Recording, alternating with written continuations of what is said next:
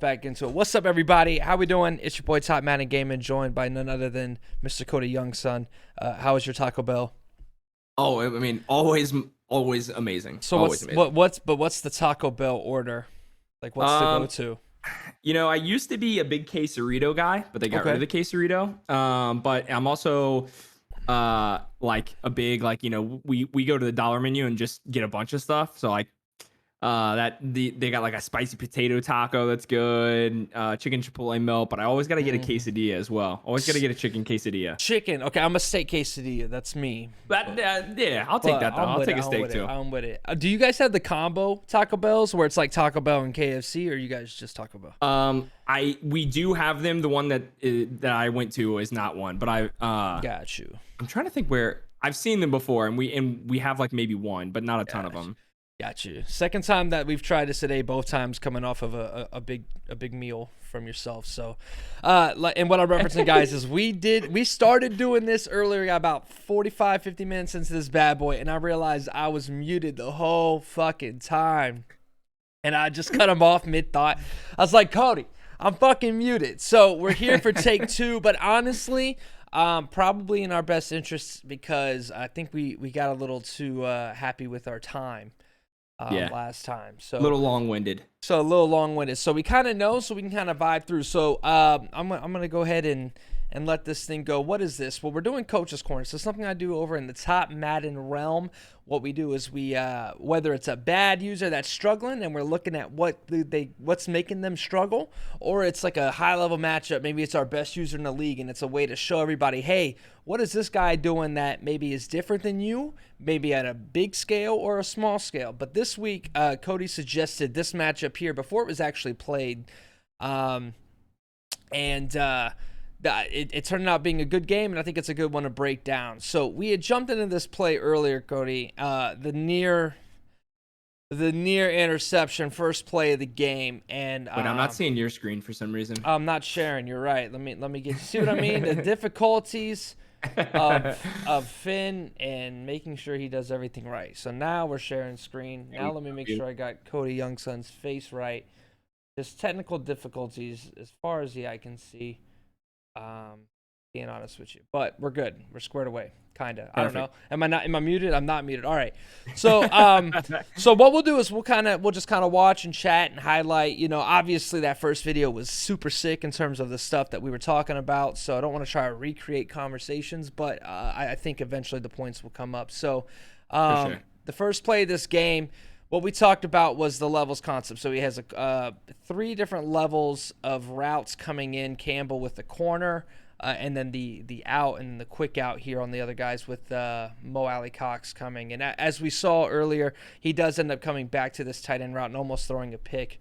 But I think, once again, we talked about this before, I think the smart thing to do is to come out and just try to get some completions under your belt and build some confidence. So while this was this ended up being a completion, there's an easier route available. So what are you looking at? Well, kind of pre-snap, one of the things you want to look at is there's only with this player coming in, let me grab with this player blitzing, there's only 1, 2, 3 players to guard 3, and he ends up dropping his linebacker out. So essentially, you're isolating this corner on the right, and you just the read is easy. Okay, you have the out. It's just snap the football and throw it. Especially with that blitzing corner, you kind of have to know you're hot, but he kind of forces that secondary throw. Got lucky there, right? Yeah. No. Yeah. 100%. Yeah. I mean, was a bit of a risky throw. Maybe he didn't think that like DB was blitzing or something like that, and then at that point maybe he kind of turned his eyes up the field, but definitely risky. Not something we talked about the first time through, but yeah, kind of, especially. But that's the thing, is that you're kind of looking that way, so seeing that corner come, I think you gotta really try to get it out on this first possession here for the Colts. Now, we talked a little bit about it before, but kind of give everybody who's watching here a good idea of what these guys do. Taint had a pretty decent start, but maybe these guys aren't necessarily. I mean, Ben has 2 Super Bowls, the Houston Texans user, and he's got one. He's got one. What about Taint? What kind of skill level are we looking at? Who's maybe favored here? Yeah, I mean, off the rip, you would assume Ben would be able to kind of win this pretty easily. But you know, like we said, Taint's been looking, you know, really good so far this season, and just in 22 in general. Right. Okay. And then Ben has been kind of wishy-washy, but he had a big game against the Patriots, so we know that he can play. He's up there with the stat column with Watson. But an interesting matchup that can kind of give us a shape. These are the two top teams in the South, right?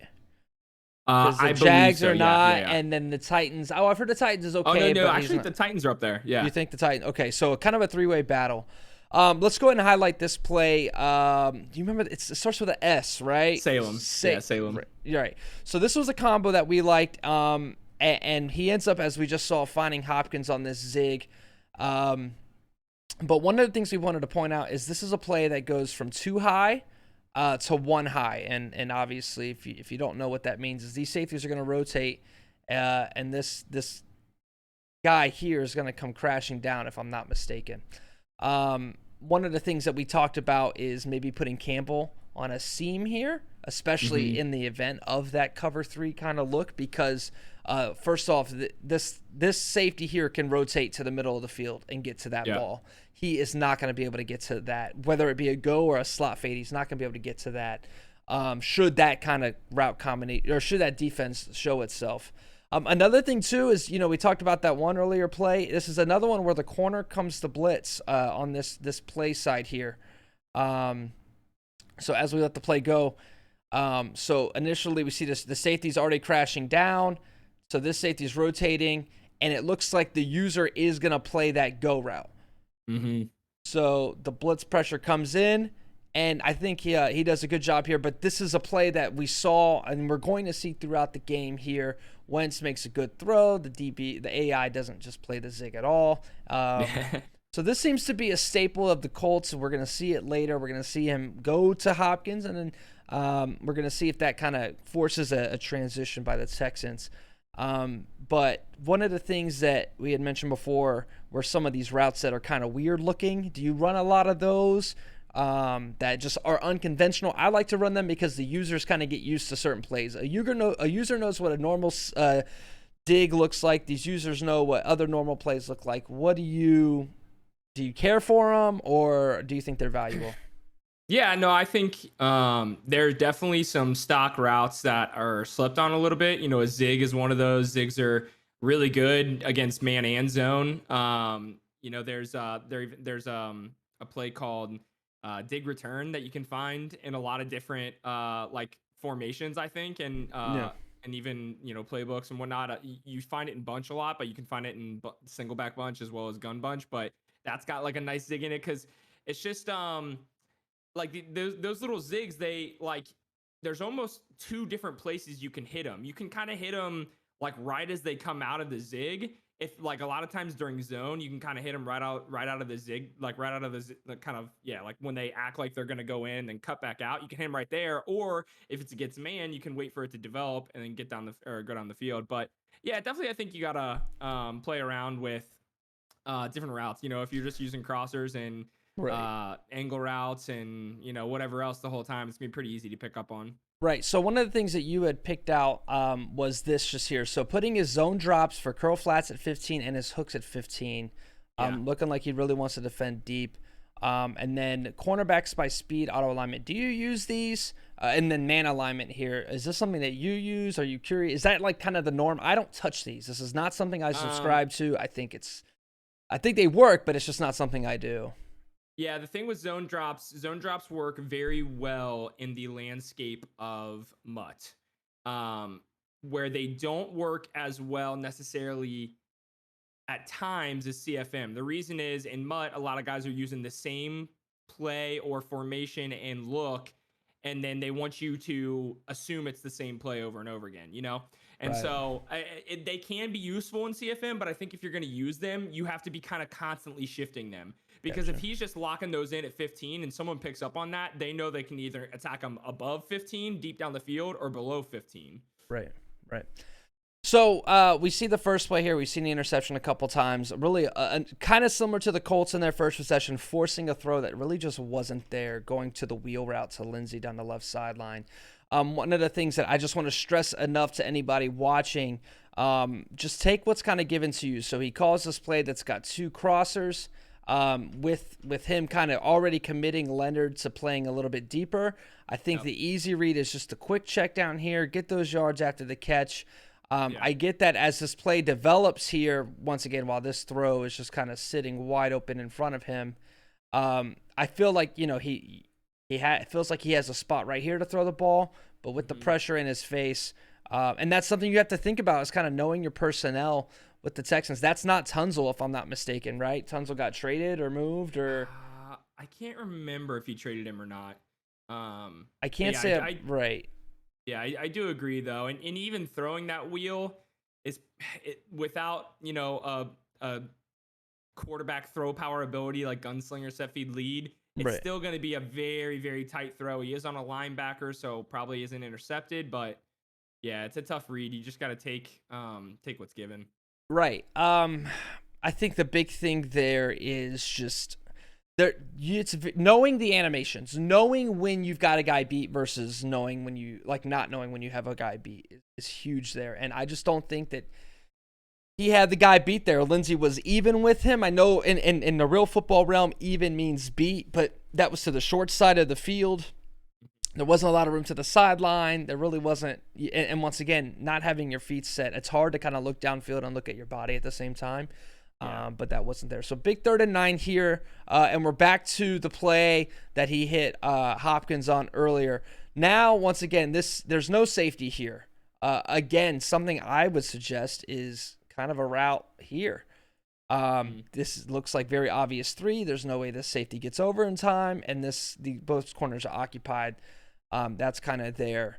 Is there anything else that you would suggest maybe in this kind of play? That's the only real thing I'm looking at. Once again, knowing 1 high, I love having Hines here on this quick flat, especially if this player blitzes. Yeah, I agree. I think, just throwing Paris Campbell in a streak there would be best, just so that safety, you know, that safety doesn't have a chance to get over there quick enough if it's open. Right. But Texans Ben did user that play last time. Let's see where he's at this time. So with the press there, it looks like they got all over Campbell. He does find the open zig, but that's the second time. So once again, the Salem route, something that he really, really likes to go to. A lot better execution there. I wouldn't bank on getting that push, but for some reason they pushed Campbell off of his route. Caused a lot of problems there. And we talked about this. So early and aggressive on 4th and 9 here. So you have this play. You've got the corner by Campbell. You've got to go by Hopkins. And then, of course, the drag Hilton. What are you reading here as one of the league's more the number 1 user in BL as voted by his peers? What are you reading here? Yeah, I mean, I think initially what you're probably looking at is the left side here. You're looking at Hopkins on this streak to see kind of how the inside linebacker, I guess that's probably a DB as a sub linebacker, or a safety at sub linebacker. And so you're reading how they read him, because you might have him quick over the middle. And then after that, you're kind of looking at the drag, and then looking at the kind of corner route on the left side to see how these DBs react. If those aren't there, then obviously you kind of maybe look back over to Mo Alley Cox on this little kind of curl route. But yeah, those are your kind of progressions. Right. You're really reading this too high, and you're trying to see how that rotates, right? If it stays too high, as in a cover 2, Hopkins should be the read here, assuming he can clear the linebackers and the traffic. The corner route here looks appetizing, but really it all depends on how these corners act. And if that corner drops, then it makes sense to hit Hilton on that. So, and if I'm not mistaken, this ends up being cover 4, and he kind of gets lucky here as so as they drop, you've got quarters, highlighter. So you've got quarters, and this corner for some reason just kind of stops. And I think that ends up being the wide open Campbell corner route, which gets him down to the 1. So a nice read there. A little bit of a drift. We're going to talk about this a little bit later, but the Colts user here really likes to move left on his throws. This one works in his favor. He's able to get the ball down right on the 1. Big throw there. 4 drop. I talked about this. Not something I use in where I feel like the pass is coming situation. Something I really use when I feel the run coming. How are you using 4-drop? What's your go-to? 4th and 9, your opponent calls, comes out and decides to go for it. Are you running cover 4-drop, or you have something else on your mind? I'm okay with playing it there. I think what maybe made things mess up a little bit was not base aligning it. Okay. Just because that cornerback that was in a quarter was inside and kind of like right up next to the tight formation. And then, we know just like with match concepts, things can get a little broken at times. Right. There, it doesn't always, it's not going to play as well as man does because it's not man, it's match. It's, it's a similar scheme, but it's not man. And so, yeah, maybe if he base aligned it, he wouldn't have got beat over the top there. But I do like match concepts. You have to have the right personnel for it as well. Maybe this Texans team isn't the right personnel, but yeah. Yeah, it's weird. Again, I just never trust match. I never trust my AI to do that. And another thing too is he put his top targets on the same side of the field, so that's where my user's going to be. I'm going to accommodate. Everybody seems to like a streak at some point in the play, and everybody loves their corners, especially at a bunch. So in my brain, I want to play the corner out. And I'm not going to do it with the safety because I don't want to leave the streak wide open. So maybe even using that guy that ended up breaking down and not recovering on the quarters. I personally like using that guy on the outside and kind of dropping. Once again, it's kind of like they're not going to do it for me, so I'm going to do it myself. I'm not going to let them break down and not play the route. So we saw the last route. They came out and cover 1 man, and he forces the wheel route. Let's see how the Texans adjust, and I think they do a good job, and we'll highlight that on this drive. Here's the quick angle. Apparently, you have a reputation for this. Your angle route, Cody, you said? Yeah, but yeah, people like to, definitely am a fan of a Texas or an angle route. Yeah, and Ben's another guy that is a big fan as well. I feel like potentially maybe saw me having some of the success with it. But yeah, it's just a really nice route, especially when we're using linebackers and you have to, consider you either have to get out there and guard a flat with your linebackers sometimes, or, with your slot corner, depending on what coverage you're in. And then, if you see the running back, because the angle route starts like a flat route. So you really have to be like very wise with how you use your linebacker. You don't want to commit over to to the flat, to the angle, because you're going to get caught with your pants down. Yeah, I think the angles are great as we see some cover 0 here on 2nd and 1. And wow, big stuff there. Mr. QuiddyPay, I think he's pretty up there in the league. And if I don't, it may have been top Madden at QuiddyPay, but he seems to be a really solid player to have. So we have a 3rd and 3. Angle routes, what I call them is just keep you honest routes. Like you say, we're going to run the ball to keep him honest. We're going to pass the ball, keep him honest. When you have a user that's using the linebackers over the safeties and stuff like that, you're going to get yourself in trouble if you let them do what they want to do, which is clog up other routes with their linebacker. But if you have a good check down game, if you have a good running back game, speaking of this right here, this is a fantastic play call, a big Arizona playbook special here. Where there's a lot of plays out of Arizona, so I don't know which one exactly. But with the man align, the safest thing to assume when you're catching a lot of man is that Leonard is in man on Lindsey, right? So if you want to clear a slant route out, this is a good play at pre-motions, Lindsey out. And then if he doesn't follow, then you have the free route. If he does follow, you've now opened up the middle of the field, right? Yep. Be it for slants or mesh or whatever.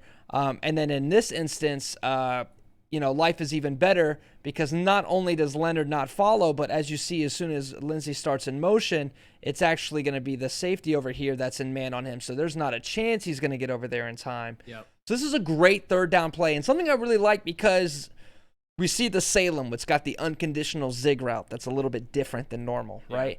We see Y stick here out of the Arizona. Once again, this might not be the Arizona playbook. I'm going to pause this real quick because we wanted to keep a note of this. But yeah, that's a really conventional play. Let's go back to the mana line, right? Yep. This player, if I'm not mistaken, is actually in this flat right here, or this purple. I think so, yeah. I think this might be the one, yeah. Do you advise him? What do you get from mana lining? Is it doesn't seem like it's really working. Yeah, I don't know. He runs a lot of man defense, it looks like. So maybe his thought process is that, if he man aligns, then it's going to be tough to know whether he's in man, whether he's in match, whether he's in zone. So he just wants it to look all the same. Mm-hmm. But yeah, I don't know. It just, it's tough because Right. when you play zone, then things do get a little wonky. But maybe he feels like more often than not, it's not hurting him, it's helping him. Right. It doesn't burn him there because he ends up playing against the read option, which it was a decent play, but it wasn't what it could be. But we're going to see that later. And that's something I just wanted to touch base on as we're playing is when you have these situations, whether it be man or zone, when you're man aligning, what you're doing is right now, he is currently giving Phillip Lindsay and this tight end free reign to attack. The closest defender is this corner, and then the next closest is this user linebacker who normally is not going to beat Lindsay out to the flat. So when you man align like this, you've got to compensate in so. Oh, I'm over here erasing and pen drawing all over, but that's my concern here. Is just it's very, very obvious. Now, if you have the team that can run man, that's great. But right now, there's just whoever is playing, it just doesn't seem like that these guys, these AI defenders can compensate. Maybe if I'm the Rams and I got 94 speed Jalen Ramsey. Maybe if I'm Morty, right, and I've got Gilly, J.C. Horn, and Dante Jackson, maybe that's something I can do. But right now, it doesn't look like it's something that I feel like is going to work. And as a response, we've got a really good drive here coming from the Texans. Big handoff to Lindsay there. Gets him up to the 2. And some tempo. What are your thoughts on tempo here on the goal line? Do you like this look? I like it. I do like it, but I think myself included, and just people throughout the league, we get a little excited using tempo at the goal line because we just think, oh, I'm just gonna go no huddle because I like that defensive play call, and they're not gonna be ready for whatever I call next. But then you're limiting yourself to whatever's in your audibles. Maybe if you set your audibles up, then that's okay, and then you feel fine, you're gonna switch to something else. But I do like it. I don't hate it, but I will say, when you're on the goal line, when you're that close, when you're near the goal line, whatever, find your play. Like, you don't have to go no huddle unless you see something that you're like, oh my gosh, I can score in this for sure. Then do it. But don't be afraid to just go back to the huddle and say, all right, let me find my next play. Right.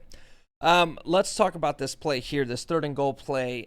Something that once again we've already seen, but everybody watching is going to see this for the first time. I think that this is a great play. So this is the Dusty concept, as dubbed by guys like Gruden and Peyton. Dusty stands for double unders. So a lot of times, the Colts are running a lot of man here, but I think 80 to 90% of the time, right, you're catching some sort of zone. And this is by default, these double unders are zone beaters. You'll read 1 to 2. So say they're in zone and he's using Leonard here, right? If he follows the first under to this side of the field, then you've opened this lane up for the second dig route. If he doesn't follow, then you throw it to 1. That's kind of the read that you're going to have on this play. But Taint has been running a shit ton of man, so that has now changed. What is normally kind of a clear out route, you'll get a go sometimes, or you'll get a corner. That was normally just kind of a clear out route on this play. Now becomes the number 1, especially when you're looking at the leverage here. So you're kind of making that read. If you see these guys follow these unders, you really have a lot of grass to work with, and not a single one of this safety or this linebacker have outside leverage on this tight end here in the slot. And you're going to see he's in this, what is he, in that man? You pointed this out, right? That he's like hovering over the audible. That might be the difference between a pick. He's got both safeties in hook curls right now. Yep. And we're going to see real quick, he's hovering over the deep blue, and the snap comes in before he can make the adjustment. Mm-hmm. And we're going to see here the safety guards nothing. And then he's going to have that corner route. So a big play there against man coverage. I don't know if that's kind of by design. Some guys just see tight end corner, and they want that ball regardless. Yeah. But that's the application of that route concept. So a big play there. So big drive by Ben. What is Ben kind of known for within BL? What's his shtick? What is he good at? What is he bad at? I mean, to be honest, his shtick has always been he's a great GM and team builder. He if not the best in the league. Like he's typically a guy that he takes a team and he already knows once he's given, or he makes his team list together, and then once he's given his team after the lottery and the team reveal, he's already thinking up trades. Got you. Can I guess what team he was last year? Because I don't remember. Was he the Niners last year? He was. That team was fucking disgusting. Okay, that makes a whole lot of sense. Yes. All right. So next drive here, response drive. And I had mentioned this earlier. This is kind of everybody's bread and butter, right? At least it's mine. You have the over-the-top route, and then you have multi-levels of crosser. Sometimes we see it as one crosser with the running back leaking out in the flat. And this is when I go back to drifting here, talking about drifting. A lot of people complain hike and haul, but what he's doing is he's watching B and RB, and he's just drifting because he knows he wants to throw it left. And as we know, that does work, but Ben does a fantastic job of using that, and then the AI picks up the other one. So now he wants X over the top, but because he drifted, he added 5 yards to this throw, and as a result, he's out of range. Down here at the bottom of the screen, he's out of range. So he's throwing a double coverage ball. Fortunately, doesn't result in a pick. In a league that has ball hawk on, really surprised that didn't come up with a pick. What's the kind of move? Do you like that post? Do you feel like there's anything you need to do outside of just kind of standing still, like trying not to drift? Sometimes it works, right? It worked on the corner out to Campbell. This time around, not so much. What are your thoughts there? Yeah, I mean, he had the running back, so I think that was the option to just take that dump off. Right. But I guess, maybe his eyes are already down the field. Definitely a risky throw, especially, if you're not, again, I'm sure I sound like a broken record, but if you don't have gunslinger or something like that, because those throws deep down the field just tend to really hang up in the air and give the DBs a time to get to it. Yeah, and we might as well bring it up. Me and you spent some time. You had already said you had tried it. I tried it. The throw power differences seem to be fairly negligible. I did see a video on TikTok today, actually, since we tracked this earlier, where somebody was standing on the goal line, and Mahomes had about 6 to 7 more yards on deep balls than guys like Watson and stuff. But again, what we saw in terms of speed from the time the ball got out to the time it got to there, it's pretty negligible. So I just want to watch this play again because it's in cover 4. And you just see everybody kind of crashes a little bit better. I think he's using either, I don't know who's here, but just once again, cover 4 on these rundowns. So he's using that and gets in. That's where I see myself running a lot of cover 4, maybe not 3rd and 1, but when I feel like that run's coming. So that again, it's especially when you're using a safety. I'm just so terrified of running quarters here, but a good tough game here at 10-7. We didn't point this out the first time. IDing the mic in run plays. What are your thoughts? Does it matter? Is it placebo? I'm a placebo guy. I think it can matter, but what's tough is we're in a league where obviously, we're everyone, I think, for the most part, uses the linebacker. And so if you're using the linebacker and then you put your linebacker in a different spot, then, let's say you ID the guy that's the user, like the AI is just not going to understand how to go pick that guy up a lot of times. I do it. I ID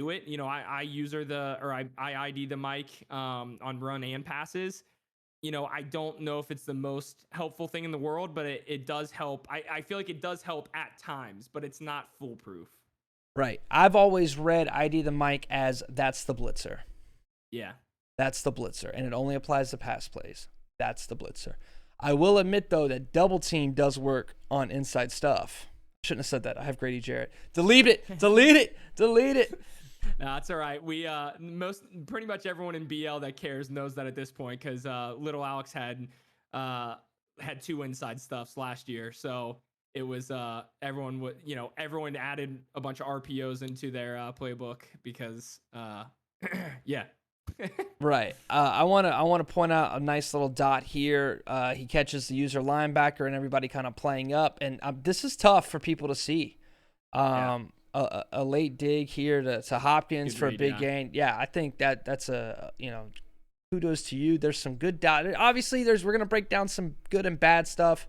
That was a good one. Big fan of that. Quick read there. Got him right out of his cut. A lot of times users want to kind of wait and see what happens, but it was a great read right out of his cut. So you talked about the Salem. Tell me about this play. We kind of know what happens. We have there's a completed pass, but a misread. Walk us through what you're seeing pre-snap here. What would you like to see out of this play? Because we talked about unconditional routes, or not unconditional routes, but routes people don't see a lot. Unconventional. That's what I'm looking for. So this is bench pivot out of Gun Bunch in a couple different playbooks and whatnot, but yeah, I mean, what you're looking at out the gate is you've got a guy on going outside leverage there, and then you've got a guy right next to him in Hopkins doing basically the same route, just a little bit different. One's kind of going out right away, and the other's going in right away. So you're going to have two kind of quick reads if you want there, but what you also need to know is, since you do have a high-low read on the left side, you want to read what the safety's doing and what the corner's doing, because you might have Mo Alley Cox in the corner of the end zone. And then obviously your last read is, if everything's bagged up, you hope maybe you can get T.Y. Hilton late through the progression. I really like how late the Hopkins route is, and the way that it breaks, because that can kind of serve as that. So obviously, we want to watch to see if this guy holds, because obviously if this corner drops, that's read one. Okay. The next thing I'm looking for is if this guy follows Campbell. You're right. You're reading corner to safety. Does this safety play outside leverage, and does he drop out way wide? Maybe somebody throws him in a purple because they're in the red zone. They're not concerned about a deep middle here. Or does he kind of stay inside on the hash kind of deal? Mm-hmm. And then if that doesn't happen, I'm looking at Hopkins at that point. That's kind of the read that I want. I am very scared of in the red zone giving myself a full, like a sprinkler read where you're working like a sprinkler system. Like, you know what I'm saying? Like, don't try to work your way all there. First to three, at that point, I'm evading the pocket and trying to throw the football away. Mm-hmm. So as we see here, we see the corner crash with the he crashes out. So what's the second read is all of this real estate. So I'm just kind of watching the safety for a second, and it looks like the safety steps in, and at this point, I mean, it's just dot. Right? You just got to throw the football. And once again, we talked about drifting. He's drifting a little bit left, and this throw just gets a lot easier for him to make. He does end up making a read, and it's still solid. It's still positive yards to Hopkins. Maybe he just didn't see the corner. Sometimes you lose track of somebody. A really good play. Bunch is and always has been one of the better Madden formations, no doubt. But I don't use bunch in my playbook, mainly because I'm not as quick at making those reads as maybe other people. I consider myself a fairly good passer, but I'm mainly a good passer because I don't put myself in these predicament situations. Guys like Austin, Taint in this situation, some of these really, really talented passers can really work well out of those bunch and even trips by extension, right? I'm not the biggest fan of trips formations. I feel like it's just too much on one side of the field. And the field is really small in Madden. I feel like there's a lot of ground that gets covered. Yeah, definitely. Yeah, Austin's a big trips tight end guy. I've seen a lot of guys running bunch, so maybe they've been doing their research on YouTube a little bit. So a lot of space here. Good decision to, he didn't get it thrown away, but good decision to not force anything. Again, kind of puts himself now 3rd and 11. What would you rather be, 3rd and goal on the 11 or 3rd and goal on the 4? Surprisingly, I actually like having a little bit more space. I like this. You get a 3-man front because he's expecting pass. You get a cheap run in. Yeah, more space. Yeah. No, for sure. It's just it's I don't know what it is. When I get down within like the 5, I just feel like everything just gets so cluttered. It's so cluttered. Every throw feels like it could be a pick potentially, and so it's just it's tough reads. So get the field goal. We'll kind of skip ahead here to the next drive by the Texans. A good hold there after some big reads and big plays. So now the Texans need to respond. So interesting enough here. Yep, he drops him back. Safe play. Really don't want your quarters on the line of scrimmage. Can't say that's the man on line there. It just does weird things sometimes. Like, it's it's thinking, okay, here, this guy's aligned here, this guy's aligned here. And so that safety, since he's in man align, is trying to go man align to that running back. But when he's in cover 6, there's nobody, there. Right. Here's the dagger concept. Again, while these have been really good plays, I really feel like we're kind of getting locked in a little bit. You see the drag here is just kind of fairly open. I get that you have the time, and maybe with Watson, you might have that time because if you roll out and this guy bails, there's just green grass to hit. Yeah. But those without those kind of quarterbacks, just hit that drag and call it a day. Unless you got a little bit of mobility. I'd say 82 speed's my buffer. If you ain't got 82 speed, just hit that drag and call it a day. But a good route there. It's not dagger, it's vert, it's wide drag, but it's the same route as the dagger play. So yeah, like a PA cross or something like that type of route out there. Oh yeah, Braves hit a dinger. Okay, let's go into this because I think this is another situation where the routes were fucked up because of his alignment. Now, yeah, a lot of plays, a lot of weirdness going on. As long as if it's chaos that saying feels like he can control, who am I to say he's not running good defense? He's allowed 7 points in a quarter and a half, whereas, better league 7 points in a quarter and a half is the lead defense. So don't want to judge too hard. Here's some cover 0. It seems like his alignment haven't had issues when he's just running normal man. It's just whenever he starts getting in the match, he really hurts himself. Yeah. I'm gonna save my cover 0 giveaway for another day because that is the easiest on that 2nd and 4. It's the easiest thing to pick up. Here's a good route by Lindsey out of the empty. What is this? What play is this? I think it's a zig as well. Yep, nice little zig there to Lindsey. Zig routes are great against man. You pointed it out earlier. Dig curl read. I love that. I've never played against this play. Dig curl read. It has never been run against me. I think I really enjoy watching just some weird ass shit go down because it'll confuse the hell out of a user. It's really underrated. As long as you've run, make sure you've run the play before. Go load up a head-to-head and run it. Don't freestyle in a live game. But solid play there. Are you seeing anything out of the ordinary from the first time we've watched? At this point, this was a play that was big. I remember this, right? Yeah, able to kind of find the end zone there. He shifts his D line, but doesn't, at least from what we could tell, didn't crash him or didn't like crash them to the left. So you can shift your D line, but they're still going to stay in those same run fits because you're moving the bodies, but they're still he's probably not going to show it, but they're still, if he was to hold the right trigger, they would show those guys are on angles because they're still going to the same spot. So if you're going to shift them, you should crash them as well. Either just, re-crash them so it kind of refixes the run fits. You could do down, up, left, right, doesn't really matter. But if you just shift it and that's it, you're potentially giving up what could be a big run, and it was here. Right, because you want your guys to get on that side of these linemen, right? Especially because the number one run play out of shotgun is inside zone. There's going to be a couple guys that you get a couple 45 base, but inside zone is by far the most run. And then we noticed another mistake, and this is something to be very careful of. Braves just hit another one, by the way. No way, back to back. So hit one. Oh baby. I'm missing it. Well, I'm not missing it. It's around over there, but thanks for the heads up. So one of the things that you have to be careful when you're using a linebacker versus the guys that are using corners and safeties is the run fits. So on the play side, the linebacker here needs to hit a gap, and then you are the free-flowing linebacker. Everybody's taking a man so that you can get in the gap and make a play. And one of the things that we saw was even though he felt like he made the necessary adjustment to stop this run, we see here the gap opens up. The center gets a free release to the mic. Yep.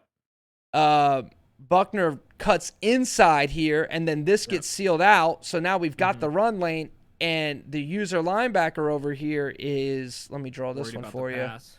Yeah. Where is he? He's running 5 yards, and he gets late and gets blocked by the down tight end anyways, and then the rest is history because that's 94 speed at running back. So that's kind of the big thing that we were just that we had saw when we watched was just because you did that move over isn't doing what you think it's doing.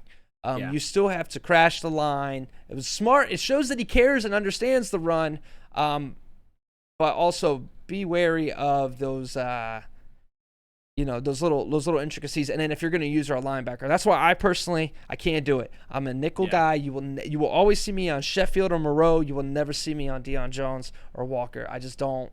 I'm not going to mess around with that. There, though, is a good fit of a good run fit there. 4 quarters, the running back or the safeties need to come down and make plays in the run game. He found that's a little bit safer, but then you're giving up that play action ball, right? Yeah, definitely. Yeah, I mean, I feel like for the most part, you asked me this before.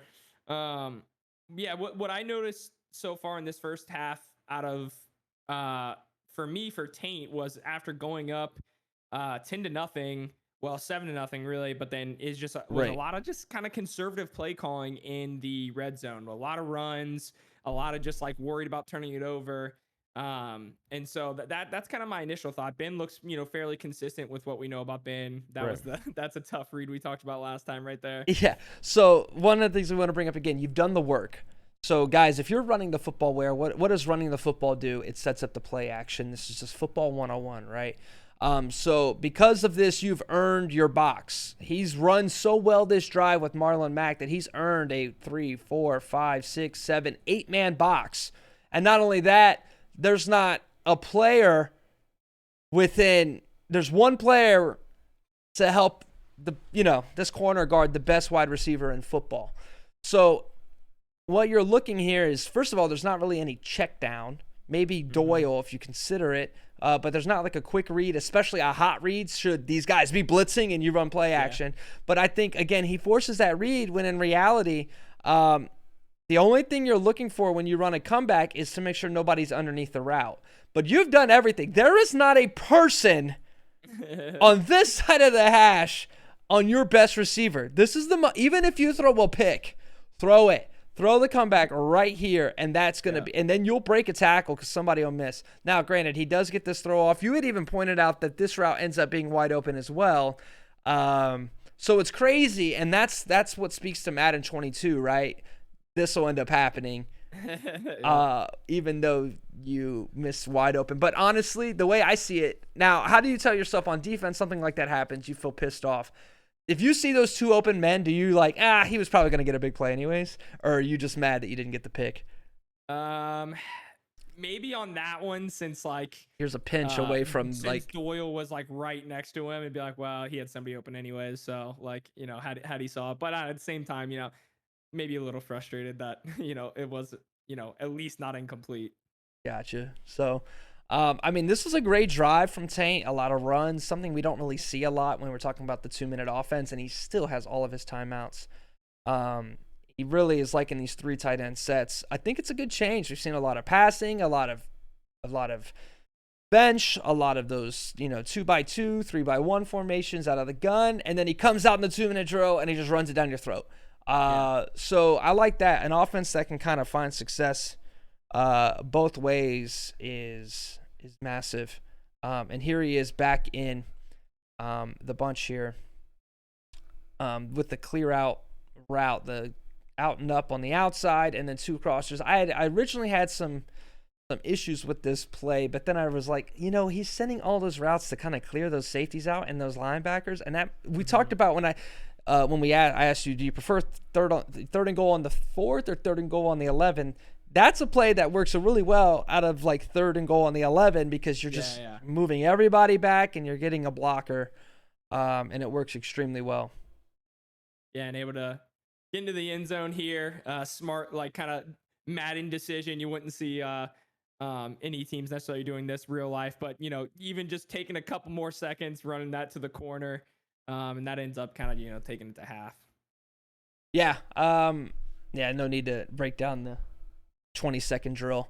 Overall, good half, I think, by both. I think Houston is playing, in my mind, a little bit smarter Yeah. While the Colts, I feel like it's obvious they've got the better roster in this situation. I think the Colts have played well. This isn't to say he's not playing better, but I just think like what Ben's doing on defense is a little bit better than what I've seen Taint do on defense. And then on the offensive side, outside of that first pick, the Texans have looked good. Up until that 2-minute drive where they really struggled to defend the run there for the Texans, it looked like they were going to take this lead in the halftime. So interested to see how they adjust. We're coming up on around the time when I remembered realized I was muted last time. So if it seems like we're experts before, we're about to hit the part of the game where we didn't remember or we haven't seen yet. So this will be fun. 2nd and 14 brings Heat off the edge, finds the good throw there. I mean, shit, he hasn't thrown an incompletion since the pick. He's 13 for 13. So massive there. This was something that you had pointed out. You want to chat about how smart of a decision that is. Yeah, it's just obviously he pinches the line, does a play action, sees that he's got the leverage here on the outside. Something that he does is he doesn't take this all the way, and loop it.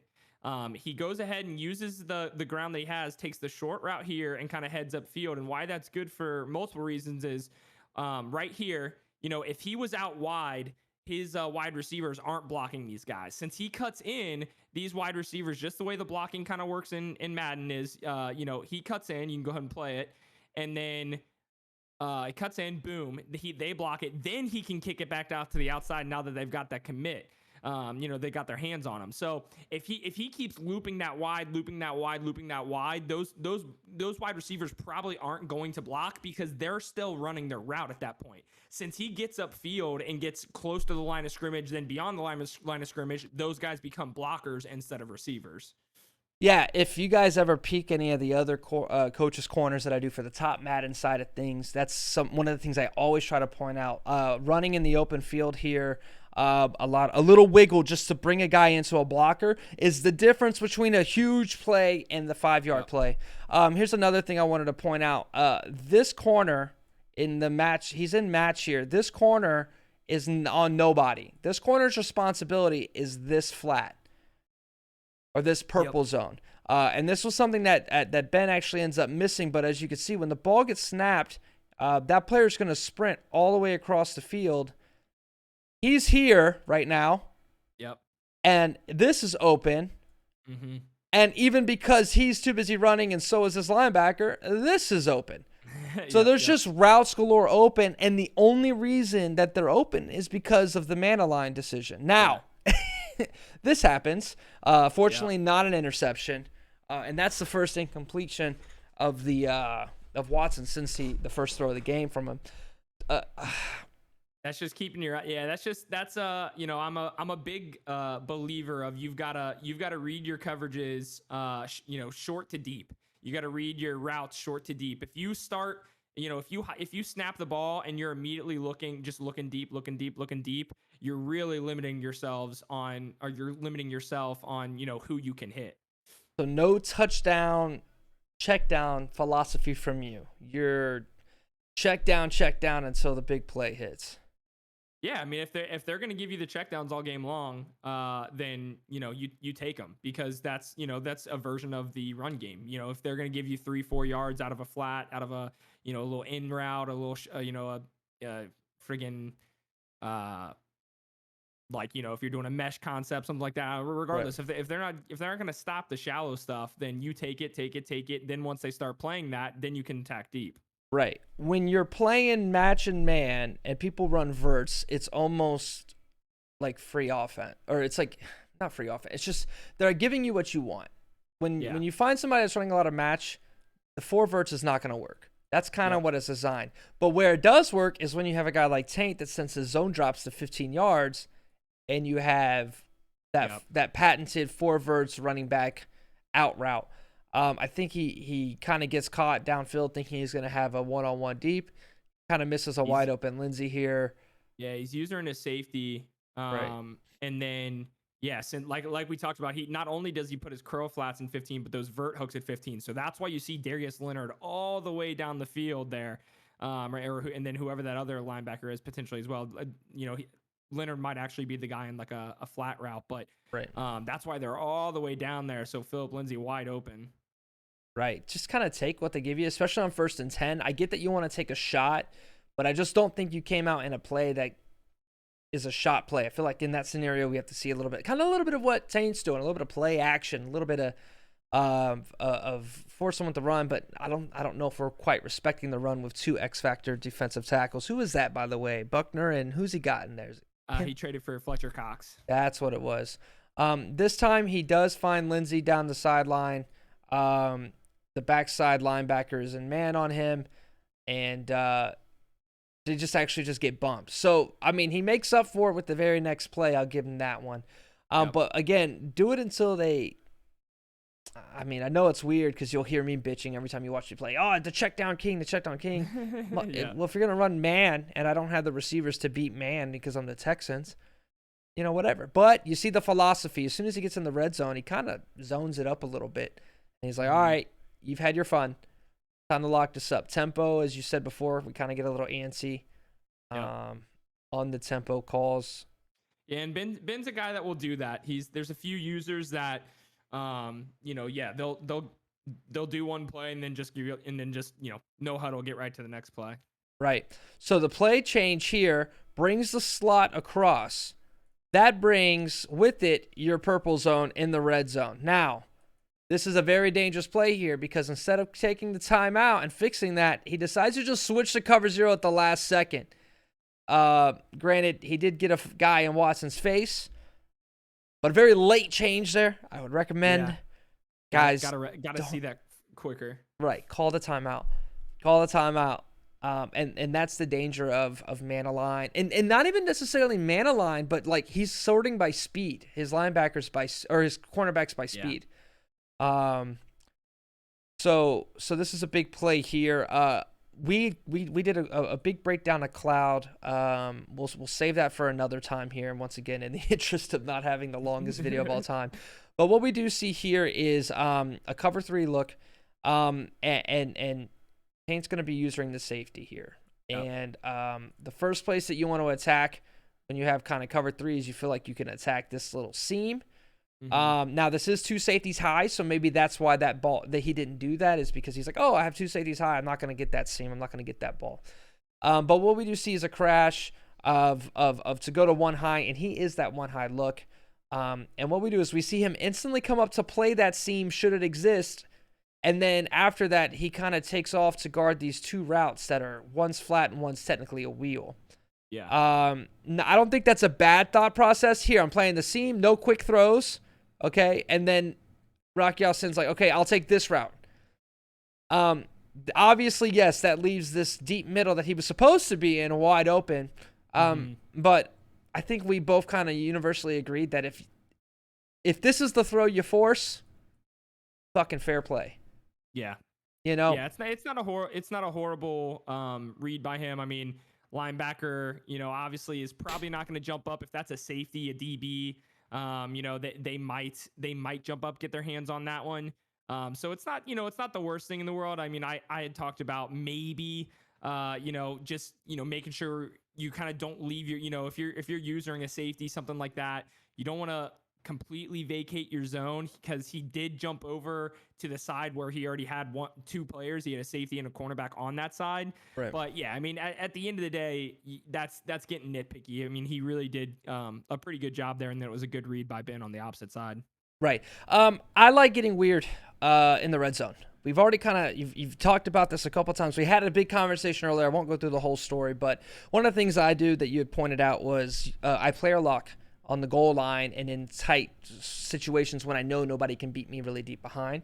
Would I recommend that for everybody? No. But what I would recommend for people is to start changing who your user, because in all of that condensed space, right, there's limited time. The pass rush is coming in quicker. Once again, you can't get beat deep, so like the zones play like a little bit better, especially in certain situations. I like to use her outside and in, especially because of most people's camera angles. When they're zoomed in at the line of scrimmage, they can't see the corners, the outside corners post-snap. So if I'm using one of them, they're going to snap the ball, and they're not going to see a user player anywhere. Let's bring this play up. We'll interrupt that point to bring up this play. So we talked about it before. He's already run this play twice. We're going to see how Ben reacted to it, and then we're going to see how Saint reacted to it, okay? Yeah. So bringing it back up for everybody. So this is that Salem again, right? You have a flat, a little C route looking thing. We had the Campbell kind of post seam route kind of looking. We recommended that it in one high look, she maybe go seam. And then we have the patented zig by Hopkins. We see now that at least I believe Ben has recognized this route combination, or at least this formation. He does. He bites in a little much, which actually he would have had Hopkins wide open. Right. But we've seen the end of the play, so it's right. maybe not the best read. He has, really. A lot of room with Hopkins. But, I understand being hesitant with the user maybe, or also feeling like as you're going to see Paris cross face of the safety, you really feel like there's nowhere to be found. Is this a worse read? No, obviously the route doesn't really lend itself. I don't know if he led this upfield or if he led this left. And he's going to get really lucky with the animation here, having one at the height of the ball. Yeah, we know Paris Campbell's not necessarily the biggest guy. Maybe if that was a TY, or actually I don't think TY is really the biggest guy either. No. TY is smaller actually than Paris Campbell. So if that's somebody with a bit of height, I feel a little bit more confident about that read because maybe felt like it was just going to be more over the top and have it on the run instead of having to jump at it. Yeah. Oh, let's interrupt that to point out this. Oh, yeah, that's right. This was brutal. So we have the pulling guard, Quentin Nelson. And then we have the tight end just completely take out the edge, and he cuts in instead of going out.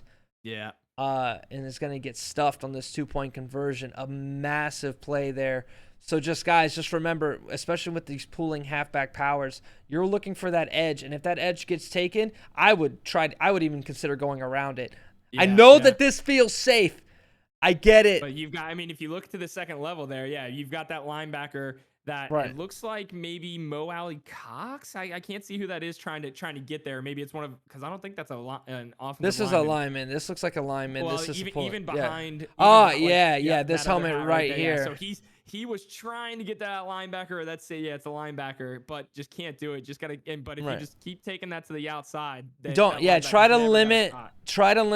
I know it's weird, and you're gonna see me use Cohen on the goal line, and that's why the change of direction ability.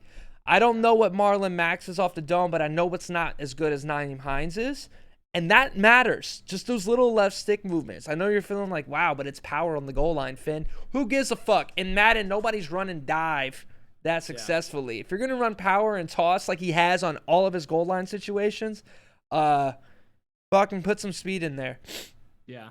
There's a brilliant read option. Look at him using the blockers. Like, fantastic. Yeah, we haven't talked about this, or we didn't talk about this before, and I just thought about it. Surprising to me that, because that's what the second or third time that he's been hit with read option. I'm surprised that he didn't least maybe we'll see but at some point already change it to the conservative option on. When you're playing a fast quarterback like that, Deshaun, Kyler, some of these guys, you just always have to be wary of that, because that, so far it feels like whenever he chooses to do read option, he picks it up pretty easily. Ooh, big play there. Big sack as Eddie Rosario actually steals a home run. Oh, he didn't steal a home run, but he got back. So, all right. A play I'm not the biggest fan of. Another thing, I'll say this for another day so you can figure out if you guarantee this is coming. But here's the hot read, but I'm not really expecting somebody to pick up on that. So, an interesting blitz. I don't hate it because as long as you have a contain. Let's see if he put a contain, because we are watching his point of view. If he blitzed and put a contain, I can respect that. Because he's got to contain in. He shifts right. He's hoping that blitz flushes him to the right. I don't know if he sees it, but he's shifting right, and that's the reason that this happened. So a big play there. Again, sometimes we talk about plays that people run a lot. I can't say hitch seam is a play that I have found to be very successful. Big 3rd and 21 here. You're down 5 points. Bunch quads. What are you doing here? What do you think the wise decision is? 3rd and 21 in a game this close. I'm trying to make sure I don't make a bad read. That's a one-on-one ball. It's a questionable one. Gets a good animation. I'm sure Taint would be upset, but at the same time, he got, a one-on-one ball with Paris Campbell, and another short guy, Golden Tate, just kind of goes up there and gets it. I'm not sure what Ben saw there. I mean, maybe he just saw that if he could throw that quick, he could turn around and kind of aggressive catch that. But I don't know. Yeah, I'm just trying not to make a mistake on 3rd and 21. Really, I'm trying to just kind of probably get some field position instead of yeah, I don't know. At the end of the day, right? I don't hate it. No, okay? For sure. It's not the worst thing. Do I like Golden Tate being there? No. Obviously, you think about Hopkins earlier on the comeback, but if you get this situation where it's a one-on-one, maybe Phil need to throw it. Yes, this was open over here, and even if this was more of a seam, this would be open. That's what you're going to see a lot of people run, and you see a lot of people throw picks as a result. Yeah. And it was a good click on, good aggressive catch. Would have looked like he maybe tried to come back to the ball. I mean, that's something that people, if you're not doing, you should do. If you throw a ball, you should be not just clicking on and holding the button, but click on and go get the ball yourself. Sometimes, you don't always have to, but you should be clicking on and going and getting that football. Right. So let's talk about what fucked up here. First of all, this is a great play formation wise. This is out of the Baltimore playbook. It is 4 eligibles on the same side. 1, 2, 3, 4. Now, do I think Golden Tate should be your one guy side? No, but sometimes you're just the Houston Texans.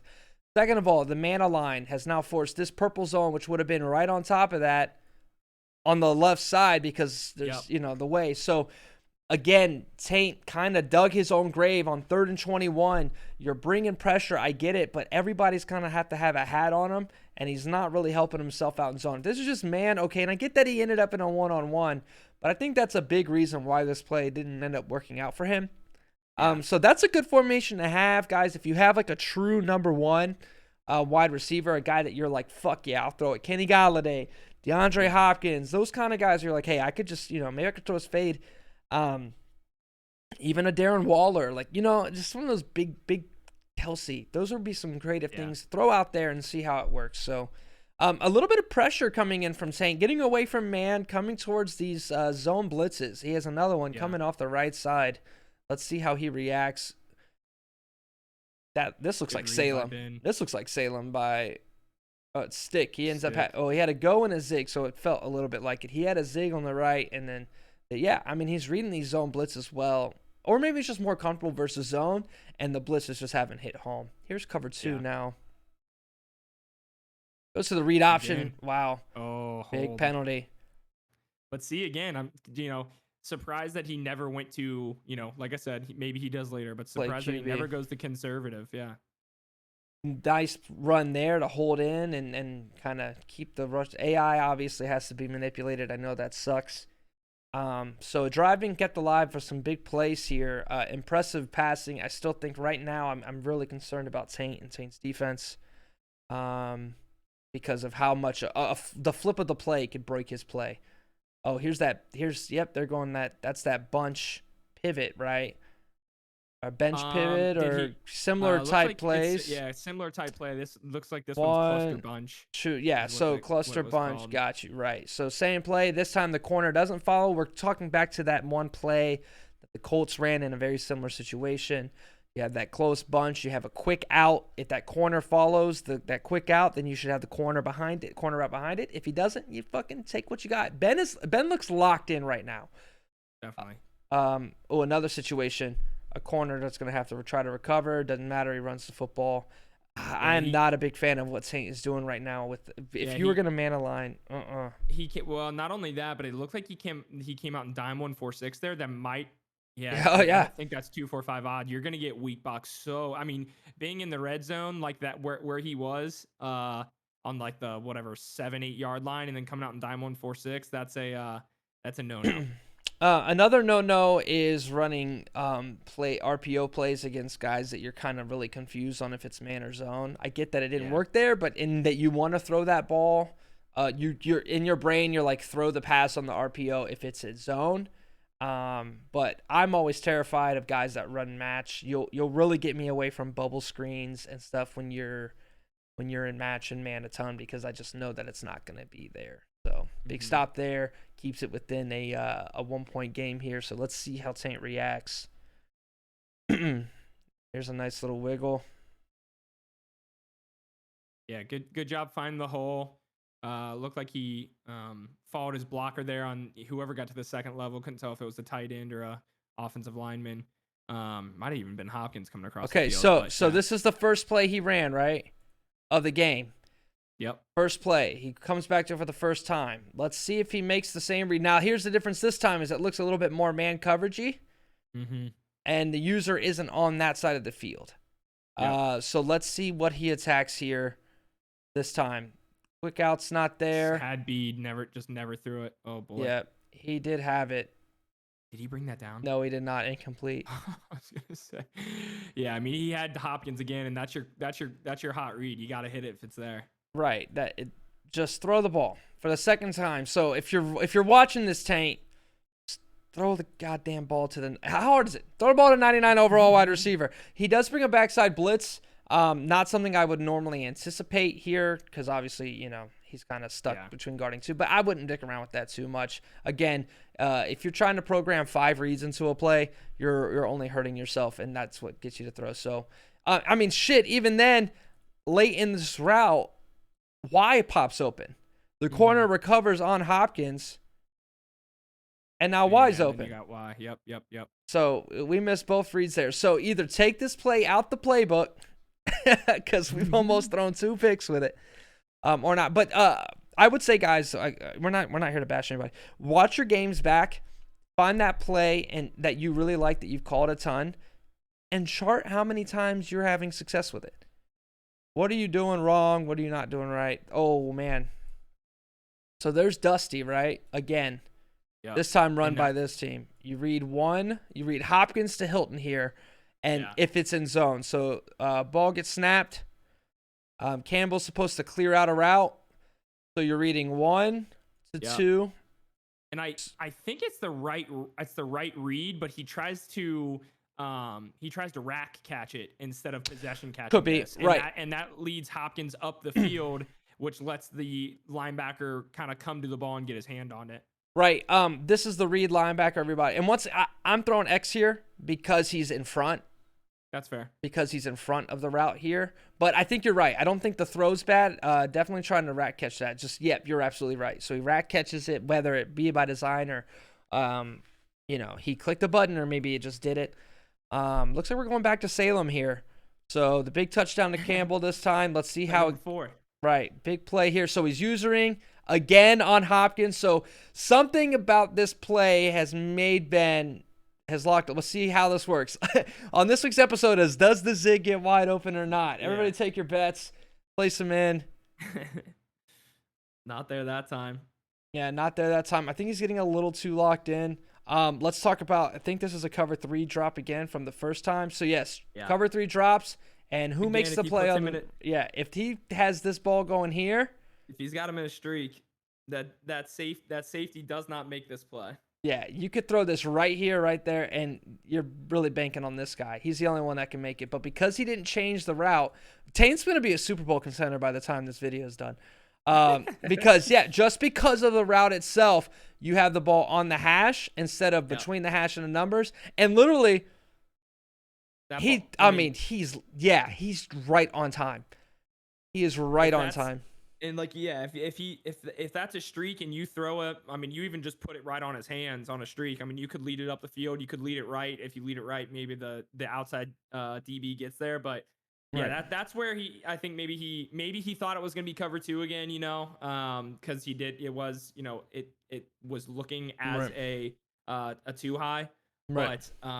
But it feels like more often than not, the safer thing is just go ahead and throw that guy in a streak rather than the stock kind of like in route.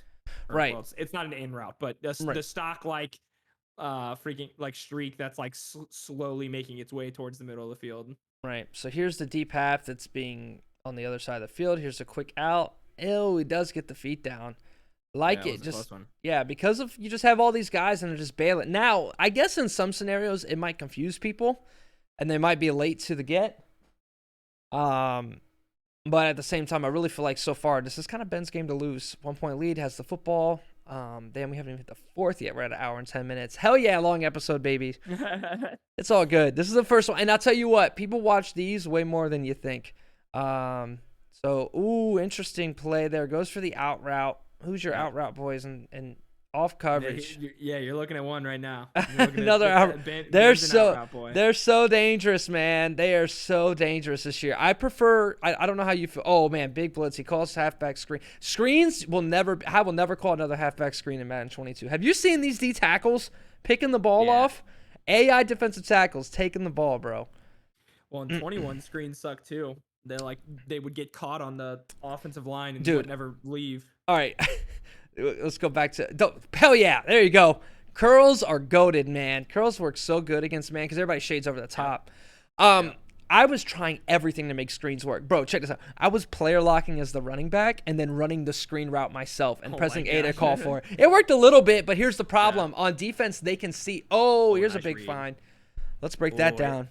Not able to look like maybe he aggressive caught that. I'm not sure because that didn't look like a rack animation. This just looks like, yeah, I mean, he just kind of gets caught cover 3. The safety's way on the right side here. Open lane, and he just does a really good job of making that read. That 94 throw power, getting everything it's worth. I don't. Maybe that was a rack catch and just a good close. But yeah, it comes out and overlord fire press. Some of those zone blitzes are a bit weird and not in a good way at times. Yeah, combine that with the man matching, and I just don't know if this is like a sustainable defense. You're running match, you're aligning by speed and man, so certain alignments are gonna fuck you up, and then you're trying to blitz, so like you might accidentally be leaving even more people open. And since he's kind of adjusted to this zone 3 blitzing scheme on top of his standard cover 1, he's really been picked apart by Watson. Here's a nobody open. Yeah, rough play there. Careful. Ooh. That'll end the third. Another situation. He goes back to that hitch seam that didn't really work. I just don't know. Hitches don't work against the man. It's the curls. So maybe put him in curls or do something to try to make a read there. I mean, hitch and curl there works good because if it's cover 1, you throw the curl. If it's cover 3, you throw the fucking inside seams. Yeah. Seems like that works a little bit better for the defense that we're seeing. Yeah, maybe that's what everything bagged up here in man. Risky throw. And it is intercepted. You'll see there that throw, the location of that throw was perfect 5 seconds earlier. Look at the curl on the right side. Boom. That ball, debatably open because he is cut. I wonder who he was looking at. I think he's watching the crossers. Yeah. I think this kind of reminds me of the first play of the game, except also, it's on a wheel. Go back just a few seconds. Talk about. So yeah, snap that. Let this ride. We talk about pocket a lot. Drops back. That is way too far to drop back. Does not need to do that. I mean, look at the pocket he has. And even so, he dropped back so far that these O linemen don't know how to block anymore. That's what you do. You're now letting them get kind of out of these contains, out of these sheds. Really, he should be standing at like the. Let's see. I just marked the line of scrimmage. Yeah, he's about 7 to 8 yards past. He should be in around the 30. Yeah, he should be standing around the 30. And he would have had, and that would have made even this play a lot easier too. Maybe he was worried about that curl because he's so deep, but he made himself that deep. He just kept dropping back. Right, absolutely, and that's a big reason you float the ball. That Rhodes is able to drop back even further. First big mistake, I think, in the second half by Ben. Outside of maybe taking the sack, which I think was more so a good play call coming in from Taint when he brought the blitz from the left and contained on the right to control the flush. Empty, I think that was good. First time. Yeah, we haven't seen a whole lot of empty, which I think is B. Yeah, head B has the out. And pick your poison. I think a good drive to get going. This is early in the fourth. There's still plenty of time. I just need points from you. Yeah. Now digging around, tight flex. First time he's used this, I think, since the fourth down play where he picked up, went down to the 1 yard line. Ooh, that's a hot, tight read, but it worked out. Yeah, is there anything else open? He's got a high-low from. Maybe. Yeah, A. Hey, Yeah. throw it to me. Nah. Mm-hmm. This is one of those, like, don't give me $10 million. Give me a book on how to make $10 million kind of things. You know Yeah. what I'm saying? I'm built different. Just throw the open, man. Dang. But it is late in the game. You're down. Oof, and We don't that's Justin Reed too. You crashing. gotta be careful. Crashing. A little 3 blitz of his own from Houston. All right, so here's some mesh different routes. Again, Still not in a play tight I flex. call. Yeah, not a call. Drifting with the play. Got Y. Ooh, yeah, he did, didn't he? Well, did you see why I see RB? Or maybe we're looking at the same. So we see him. I mean, I think he did everything he needed to do. RB Then the down running the back right. kind of pulls the. Well, yeah, he would have had that wide open. Yeah. Right. I mean, he made a decent throw here and got his guy for 10. So once again, I'm not arguing with results. I like the patience. I get that it's there. It's cool, but we're hitting the fourth quarter and we're finding plays that are being run for the first time. So as long as they're plays that you're comfortable with, that's there. Okay, we see a safety down, a rotation to 3. You should feel like you're going to have RB or the seam. He had it. Scared to throw it. Had B on the kind of like hook wheel as well. Everything's like open right over after here. he turns up, Right. bam, hit him there. He does do a good job at taking A out of the picture. Yeah. I think when he made that adjustment and made it very obviously 3, you just got to be like, somebody in these verses is going to be open. Yeah. Somebody in these verses is going to be open. Because 3 is not what beats it. 3rd and inches, big play here. I like 4 down linemen from Houston. Probably a check to a run or not. Ooh, that should be a pick. Oh, how is that not a pick? So 3 match. 3rd and inches.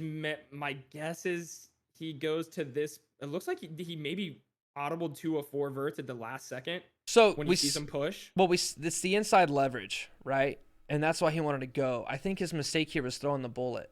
Like, I mean, seriously, look at this corner and compare it to the receiver. I get this, but lob it. Yeah, that's just got to be a lob. The play was there. Oh, let me just play here. Play was perfect. I think you got a guy on a step. You've just got to lob it. Get some air on it. I think that might be Darryl Roberts. Is that the guy we're looking at here? I don't know exactly who we might see. Oh, it's not going to show me. And it's a smart shot play there. He did that, I'm assuming, because he felt like, right. And so, he's going to come back and go for it here. But here's the problem. Now you got to run with a 5, 6, 7, 8-man box here versus the play before. I think you could just take the handoff. Ooh, quick out to hop. Let's see how this goes. Yep. There you go. Oh, boy. There's that QB drifted. Oh, boy. What's a hike and haul rule? Again, something we've seen all game from Taint. He's drifting a little bit. I mean, obviously, he could just throw Y.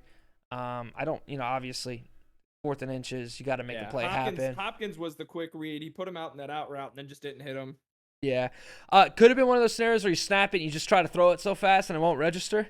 And you're throw. So, all right, let's see. So we go back to heavy. We haven't seen this a lot, heavy run, since the 2-minute drill. Yeah, it hasn't been under center a ton. Even tried some empty. Good run there. Ooh, way to set up the set up the blocks. Oh. Okay. With the hurdle. Okay. Okay. Up to 119. All right. I love it. Come out. Establish the run. Don't know if I'm ready to hurdle somebody with the game on the line.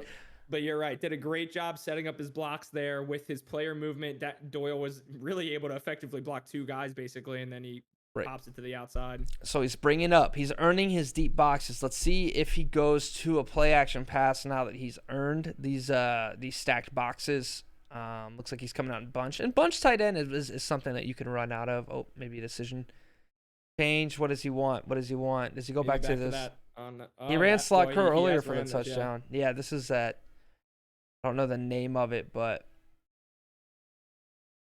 so that's the one that we talked about earlier on the right side that he had the running back open on the wheel.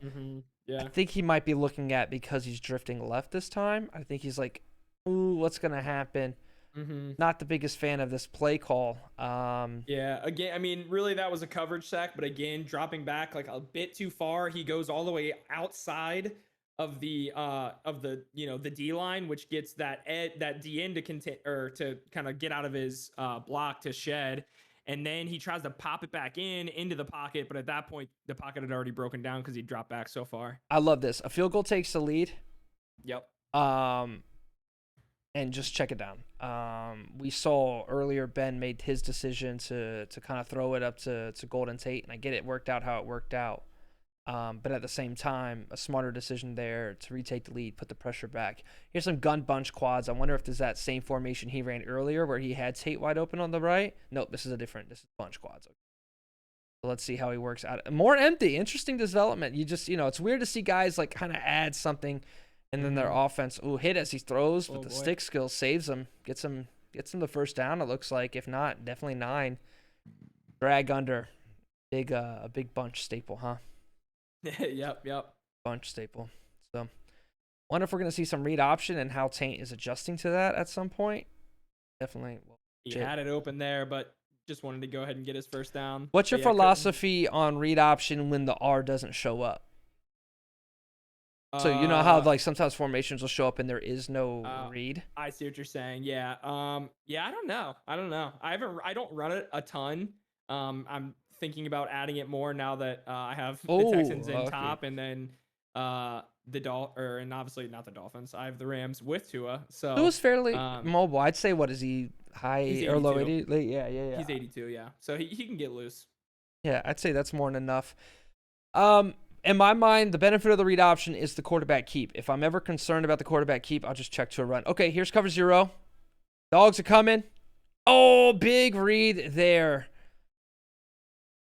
Good defensive play call by T there. I mean, big play. Just sent to everybody, and then Ben is a guy that just has he just has a lot of verts. I mean, he's a guy that will just throw he's got I think 3 guys in vertical routes. And then so that means he has 2 other reads, which was Brevin Jordan, who's the tight end number 9, I believe, and Phillip Lindsay. So he snaps the ball, and the heat comes, and he's got 2, or well, I think that wide receiver on the outside's on like an in route here, but just not a lot of reads. Right. So what I'm seeing here is you see the safety down in the box, right in front. Okay. There's another way, but I'm not gonna give it away. But there's a way to figure out if this is straight up this. Cover 0 versus 3. But even if it was 3, right, who would you identify as the over-the-top safety?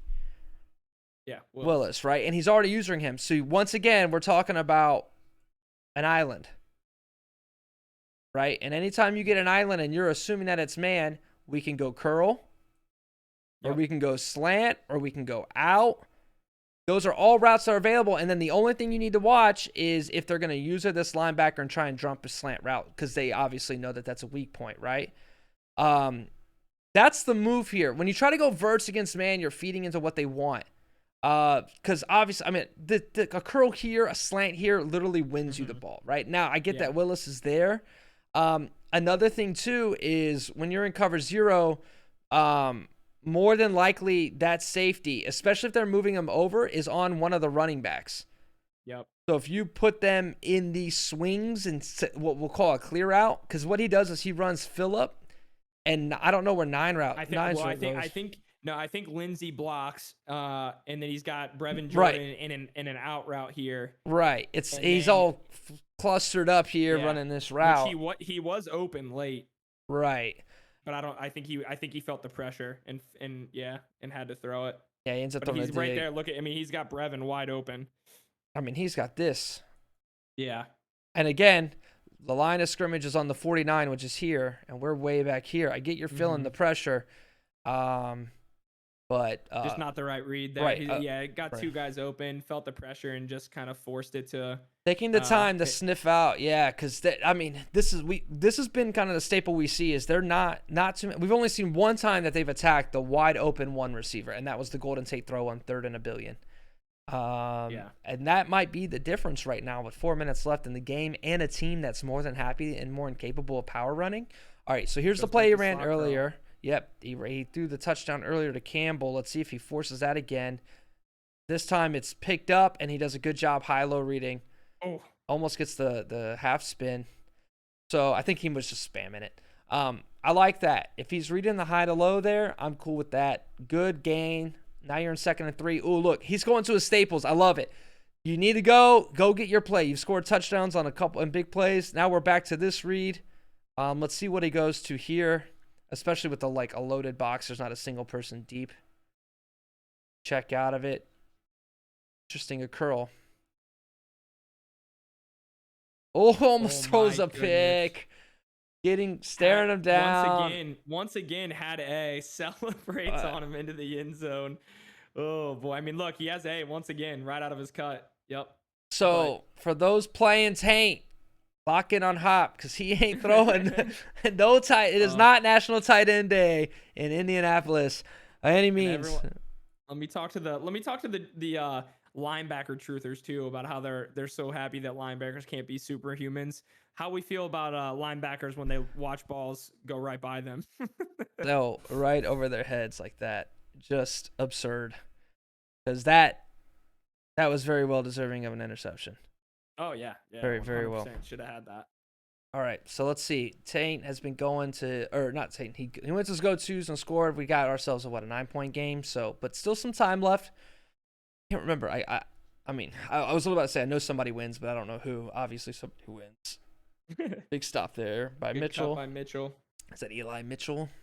Maybe a free agent pickup. I don't know exactly. Yeah, it must be. I don't know any other running backs named Mitchell. Caught him in the same coverage. Kind of another tell that this man, has a billion crossers. A lead block, blocks him into it. Very good job with the open field running. I like that. Yeah. I wouldn't be surprised if I looked and saw that they led the league in or were up there in terms of yak. Yeah.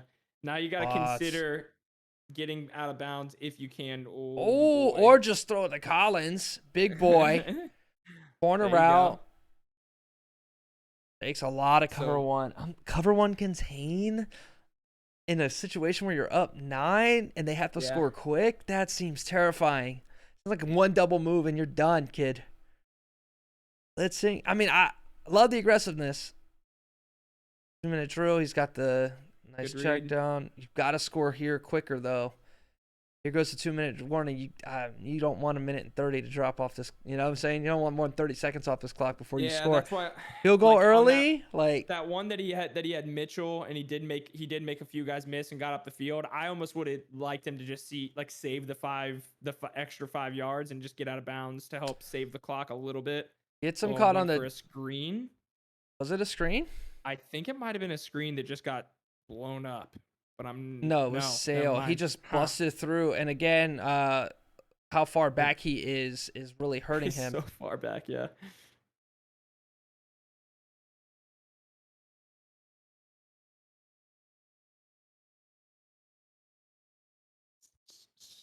All right, so 3rd and 3, empty. I like this because of your mobile quarterback. Give him a lot of room to operate, a lot of routes.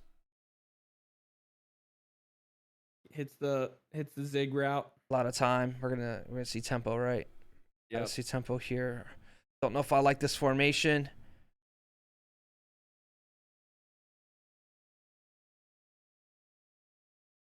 Oh my.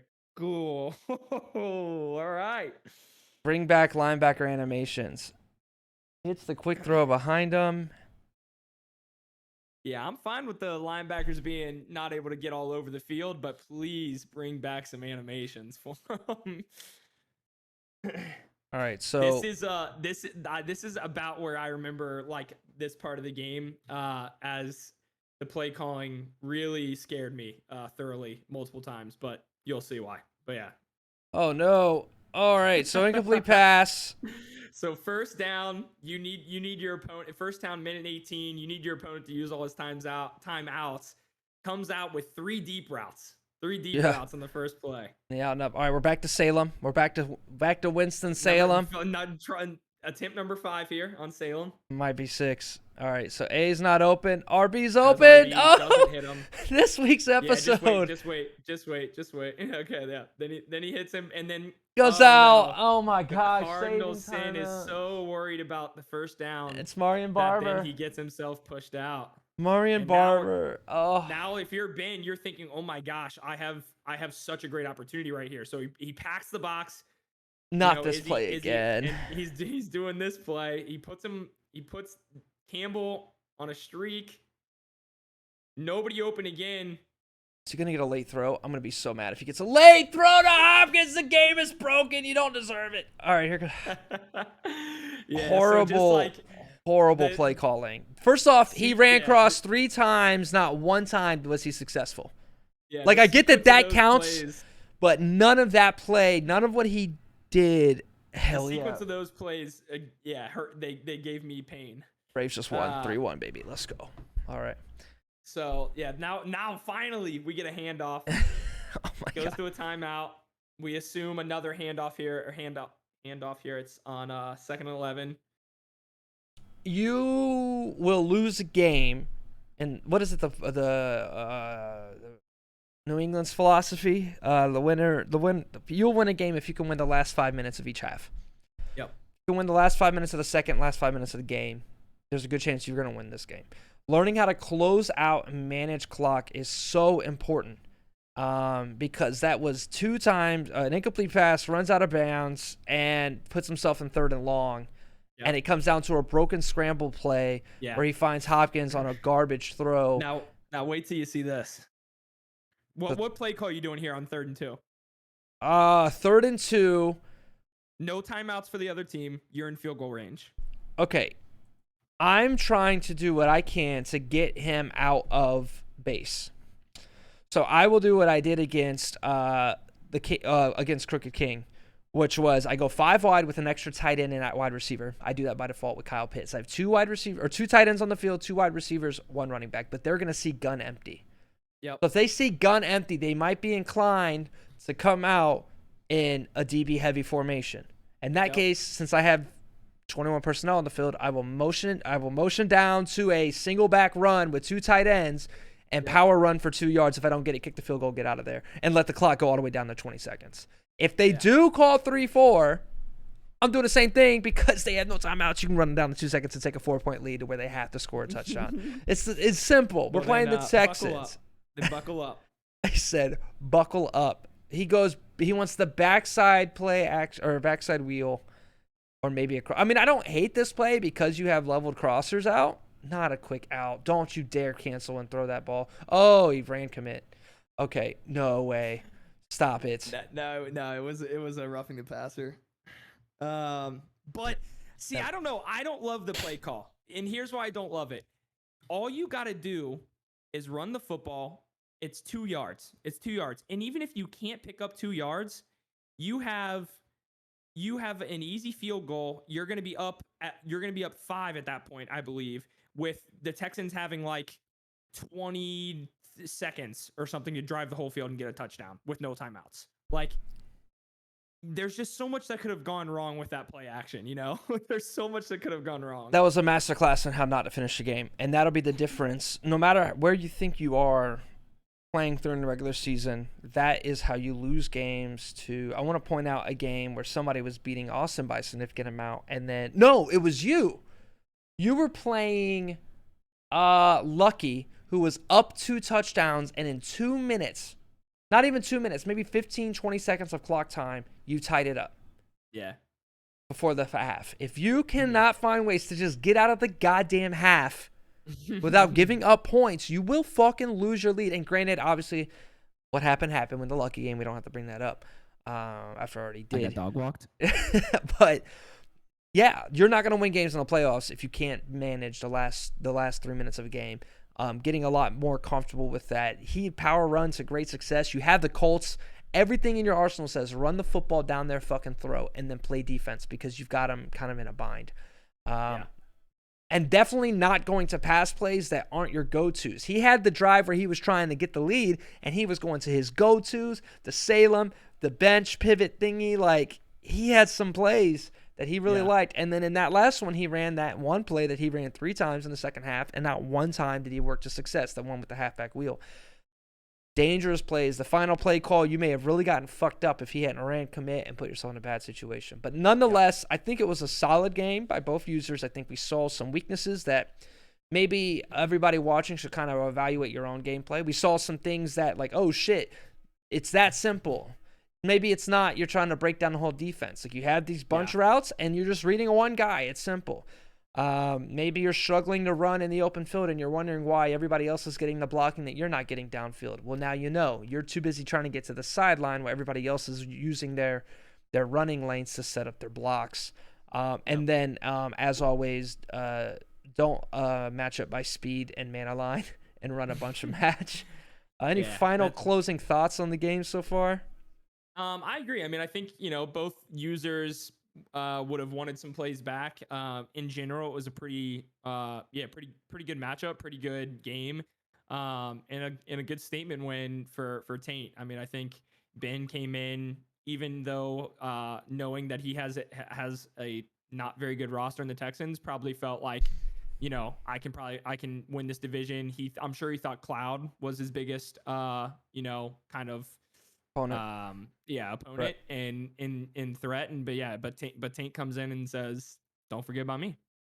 Yeah, I think it was a great game, and thanks for joining me for this. I know, guys, it was really long-winded. We're at about an hour and a half here, but again, I have a weird feeling that it's not going to matter. The top Madden dudes love watching the Coach Corner. I hope you continue. Yeah, I think this is something I would love, or maybe you just take it and run with your own thing, or we can keep doing this. If there's something that you want to do, we find a good game. Maybe we do the Super Bowls.